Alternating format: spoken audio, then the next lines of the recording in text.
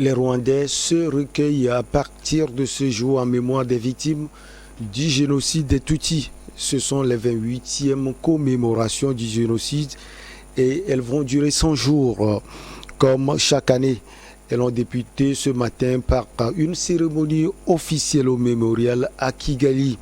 Le président Paul Kagame y a prononcé un discours en anglais dans lequel il a répondu aux principales critiques formulées contre son pays, le Rwanda, notamment au sujet de la liberté d'expression et de la justice. En un jour comme celui-ci, chacun reste sans voix. Et ce n'est pas parce qu'il n'est pas possible de parler comme ce que certaines personnes laissent entendre. Il y a des gens qui affirment que nous sommes un pays sans liberté d'expression. Ce sont des foutaises, a déclaré le président Paul Kagame. Mamadou Diouf, bonjour, vous allez bien? Bonjour Michel, je me porte bien. Voilà les propos du président Paul Kagame du Rwanda. Que vous disent ces propos? La première chose qu'il faut se demander, c'est pourquoi il dit c'est des foutaises. Ensuite, il répond à qui. Mais après, celui ou ceux à qui il est en train de répondre, qu'est-ce qu'ils ont dit? Quand on se pose ces questions, on se rend compte que de quoi faire des reproches au Rwanda en matière de liberté d'expression. Il est vrai que le président Kagame a fait des choses particulièrement intéressantes pour le Rwanda, mais il faut qu'il accepte que quand on fait le bilan, il y a toujours des actifs, mais il y a aussi des passifs.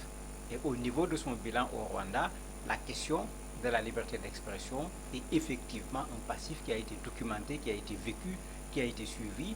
Il ne peut pas le nier. C'est vrai que ça le dérange très fortement parce que partout où il passe, c'est ce qu'on lui reproche. À Genève, puisque le Rwanda passe comme tous nos pays, c'est également un des éléments fondamentaux qu'on reproche au Rwanda.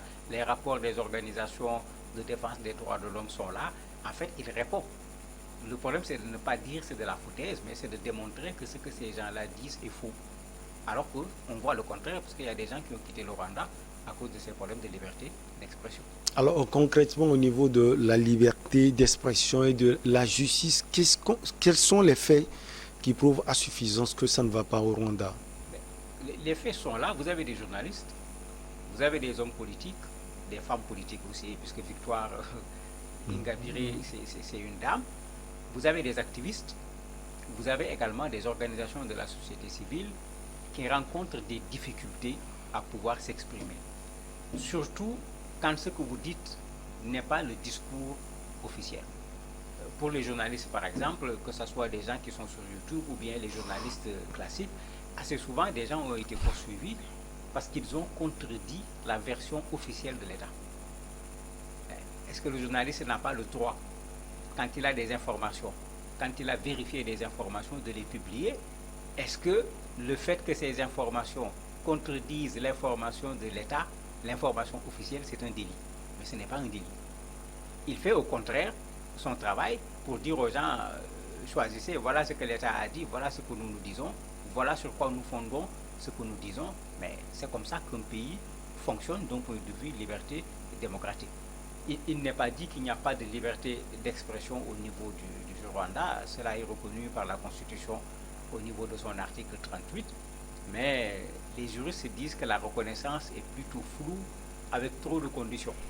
Il y a la condition habituelle qui concerne l'ordre public, on y ajoute la vie privée, l'honneur, le droit du citoyen, etc. Un certain nombre de choses qui font que souvent, assez facilement, on peut empêcher à quelqu'un de s'exprimer ou reprocher à une autre personne de s'exprimer. Mais il y a des disparitions. Des gens, pour avoir tenu un propos, pour avoir appartenu à un groupe, qui ont disparu. Parfois, mort s'en est suivi. Vous avez des trucs documentés. Le gars a disparu pendant 15 jours. Sa femme a cherché. Sa femme a vu ceux qui ont pris son mari. On est revenu lui dire que le monsieur s'est suicidé dans la prison. Il n'y a jamais eu d'enquête. Ouais, vous le parlez de Kizito Mihigo, voilà. Le chanteur. Voilà. Chanteur et activiste. Et il n'y a jamais eu de clarification pour qu'on sache exactement qu'est-ce qui s'est passé. Et vous ne pouvez pas en ce moment vous fonder sur la justice également pour avoir plus d'informations. Et vous avez plein d'autres éléments comme ça documentés par soit des organisations de droits de l'homme comme Amnesty International et autres, ou bien des journalistes rwandais qui témoignent qu'effectivement ils sont obligés de se censurer parce qu'ils ne peuvent pas donner l'information comme un journaliste devrait le faire, tout simplement. Et comme vous l'aviez dit, on a l'impression que dans son intervention, il répond également à ces organismes internationaux. Oui, c'est pourquoi j'avais posé les questions, puisqu'il n'a rien dit. Puisqu'il dit que bon, on a des choses à dire, ce n'est pas le moment, ce n'est pas parce qu'on ne peut pas le dire. Mais ce qui est clair, il n'a pas répondu aux reproches qui lui sont faits. Et ce n'est pas son rôle de répondre. Son rôle serait plutôt de permettre à une enquête indépendante de venir vérifier si ce qui est dit est réel ou pas. Que ce soit sur les disparus, que ce soit sur la question de la liberté d'expression, que ce soit sur la question de l'indépendance de la justice, ce n'est pas par des mots que le président rwandais va convaincre. Il faut qu'il accepte que des gens viennent constater. Alors que quand vous allez au Rwanda, mon cher, de votre entrée à la sortie, je ne dirais pas que vous êtes suivi, vous êtes plus que suivi, et tout ce que fait le Rwanda le disent clairement. Vous avez même au niveau des populations, des organisations qui permettent de savoir que celui-là est un étranger, il vient d'arriver, etc. Mais c'est comme ça qu'il a organisé son pays. C'est l'orientation qu'il a prise. Mais il faut qu'il accepte que cette orientation pose problème au niveau des libertés d'expression. À moins qu'il ne considère que c'est tout à fait normal, ce qu'il faut au Rwanda, c'est un homme fort. D'ailleurs, il n'est pas le seul à le penser. Beaucoup de gens pensent qu'en Afrique, la démocratie est à la limite un luxe. Il ne faut pas perdre son temps dans ces choses-là. Ce qu'il faut, c'est du pain. Ce n'est pas de la liberté, mais c'est parce que les Africains disent. Je crois que les Africains sont assez bien placés pour savoir ce qu'ils veulent. Et les Africains, ils veulent de la liberté, ils veulent du pain. Parce que le pain est pour l'homme, et sans la liberté, l'homme est quoi? Alors, le président a également défendu sa politique de réconciliation, le système judiciaire rwandais, et a accusé les pays occidentaux d'être restés silencieux face au génocide. On va aller pas à pas. Le président parle de la politique de réconciliation. Est-ce qu'il y a cette politique au Rwanda? On peut dire qu'il a quand même réussi sur ce plan-là. Puisque tout le monde se rappelle sa position qui consistait à dire je ne parle pas de Hutu, je ne parle pas de Tutsi, je parle de citoyens rwandais. Une façon de ramener les gens à ce qui les met ensemble au lieu que chacun ne retourne dans son coin en regardant plutôt ce qui fait sa différence par rapport à l'autre. Sur ce plan, on peut dire quand même que quelque chose a été fait. N'oublions pas que le génocide a été fait principalement contre les Tutsis. Et quand on fait cette commémoration, on commémore surtout le génocide des Tutsis. Mais parmi ce qu'on lui reproche en matière de liberté d'expression, dans cette question de la commémoration, il y a cela. Parce que les Hutus disent qu'on doit également commémorer ces Hutus qui ont été tués pendant ce même génocide, parce que ce ne sont pas seulement les Tutsis qui ont été tués. Alors que le discours officiel ne veut pas qu'on en entende parler. Généralement, quand les gens le font, on les accuse de vouloir diviser la société, et ça a coûté à certains la prison ou bien des pressions extrêmement fortes, puisque assez souvent on voit ce genre de choses, les gens sont harcelés, les gens sont arrêtés, etc. Donc, même dans cette question de la commémoration, une partie des Rwandais se plaignent, et ils ne sont pas les seuls. L'Angleterre l'a fait, et d'ailleurs, comme Kagame sait le faire, à chaque fois qu'à l'international qu'on s'en prend à son pays, il réagit. Beaucoup d'organismes sur le plan international également le disent, en disant que non, on ne peut pas faire de la discrimination. Ce ne sont pas seulement les Tutsis qui ont été tués, même s'ils ont été les plus nombreux. Il faut également penser aux autres qui sont des Hutus qui ont été tués pendant cette période-là. Est-ce qu'au niveau du système judiciaire, le Rwanda est un exemple? On ne peut pas dire que c'est un exemple, puisque quand on regarde ce que disent les organisations des droits de l'homme, on doute de la liberté du système judiciaire par rapport au président de la République. Et bien sûr, quand on parle de République, il faut qu'il y ait cette indépendance entre le pouvoir exécutif et le pouvoir judiciaire. Si cette indépendance n'existe pas, en fait, c'est comme si c'est le président qui emprisonne, c'est le président qui libère. En ce moment, cela pose un énorme problème. Et les gens se plaignent, c'est pourquoi je disais tout à l'heure, il suffit d'accepter qu'il y ait des enquêtes. Puisque vous avez des gens qui ont disparu jusqu'à aujourd'hui. Leurs familles sont là, elles se plaignent. Mais le Rwanda n'a pas signé les accords onusiens qui permettent à l'ONU de pouvoir aller au Rwanda ou bien à un autre organisme d'aller là-bas pour faire des enquêtes. Alors que le Rwandais tout seul ne peut rien faire sur place. En ce moment, sur plusieurs cas également que les gens ont considérés comme des procès politiques, vous avez le cas de Victoire Ingabire dont on parlait tout à l'heure, qui a été harcelé, qui a été arrêté, qui a été menacé, des membres de son parti ont disparu, des membres de son parti ont été tués. Le jour où elle est sortie même pour se prononcer sur ces questions, le journaliste qui est venu couvrir l'événement a été arrêté. Ben, ils sont arrêtés sur quelle base? Quel est le délit qui a été commis pour que la justice puisse se saisir de ces affaires et en arriver à pouvoir juger et condamner une personne? Elle, comme on le sait, elle a été arrêtée également pendant un certain temps pour des raisons qu'elle a toujours niées, puisqu'elle considère que le procès qui lui a été intenté a été plutôt un procès politique. Je crois que le président Kagame a intérêt, à côté de ses acquis qui sont là, qui sont incontestables, plutôt de reconnaître qu'il y a des choses qui manquent, d'en faire une opportunité et de faire également le travail qu'il faut au niveau de ses libertés d'expression pour que le Rwanda puisse être présenté comme un exemple en matière de démocratie, en matière de développement, avec un système qui vient de l'Afrique, pas un système qui vient nécessairement de quelque part. Mais souvent, il développe ce discours complotiste de l'opinion internationale contre le Rwanda. D'ailleurs, les journalistes en payent souvent le prix.